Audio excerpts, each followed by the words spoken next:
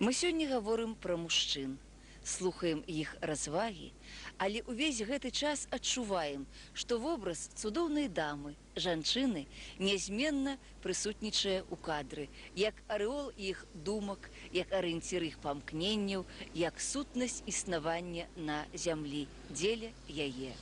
І пра якія б абавязкі не гаварылі сёння мужчыны, якую б зямную прозу жыцця не варушылі, але ахвяраваць сабой дзеля яе, у гэтым мы адчуваем сэнс і іх памкненняў і іх вялікага пачуцця. І, відаць, гэта ўсё і ёсць тое, што завецца каханнем. На гэтым фотаздымку, датаваным сакавіком 1944 года, солдат Рейха Губерт Мюльдерс.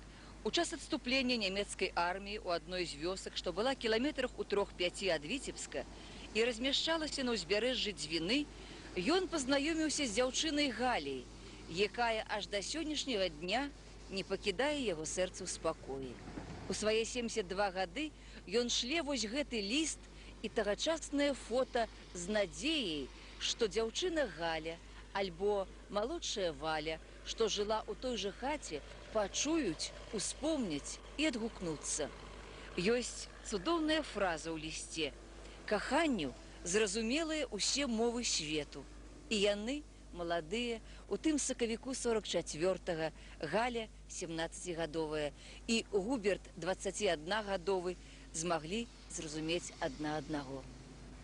Я расказваю аб гэтым лісце Губерта Мюльдерса з нямецкага горада Штрален, і каб падкрэсліць моц кахання, і каб сапраўды дапамагчы яму адшукаць дзяўчыну Галю, якой сёння павінна быць 68 гадоў, і каб скіраваць вашу увагу яшчэ на такую важную дэталь.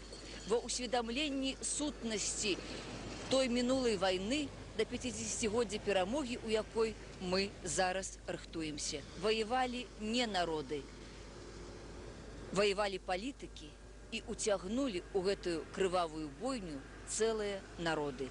Таму неправда, што ін арма тацент муза, бо пад наступальны грохат савецкай кананады ў 1944 годам муза кахання авалодала сэрцам Губерта і беларускай дзяўчыны Галі. Мне асабіста вельмі хочацца, каб яны сустрэліся.